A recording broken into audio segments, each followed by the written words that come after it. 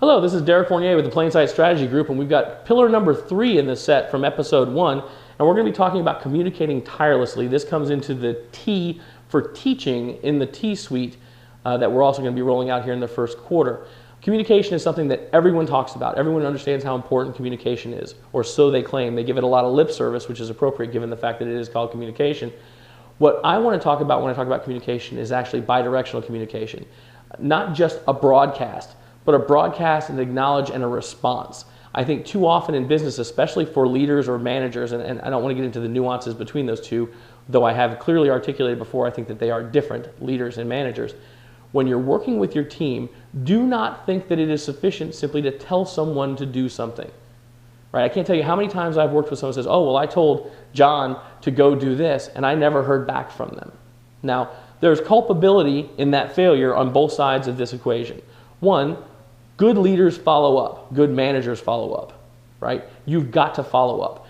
If you use situational leadership, you know there are some people you can delegate to and it works, but by and large and situationally, you're going to have to use different models, some directive, some coaching, etc. You're going to have to use an appropriate level of follow-up, but you've got to always be communicating, both internally with your people to make sure that they are getting you back what you need, that they have what they need from you to do their job, right? It's on them. If you give someone a task and they don't know how to do it, you may think, well, I want them to be a go-getter and go figure it out. Not probably the most efficient use of their time, right? You're going to have to own some of that responsibility. If you have processes in place by which a minimum bar of data for them to do their job is supposed to be met, you don't get a get-out-of-jail-free card because you write the checks. I can't tell you how many business owners I've talked to who say, oh, well, you know, they should just go do it because I've got more important things to do. No, you really don't. You're supposed to empower your team just like they're supposed to empower you.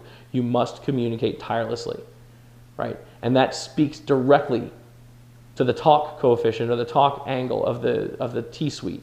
You've got to be able to communicate internally if you ever hope to be decent at communicating externally. So when you're looking at your inter-office interactions, when you're working with the people that are on your team, your extended team, make sure that not just you, but the people around you are working on this sort of bidirectional communication where you're speaking, you're making sure they understood, sometimes you use paraphrasing, and you follow up and make sure that they're doing it. And if they're not, then fix it.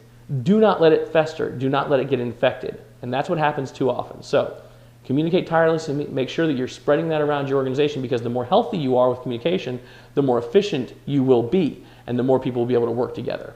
Thanks again for tuning in to this video blog. I'm Derek Fournier with the Plainsight Strategy Group.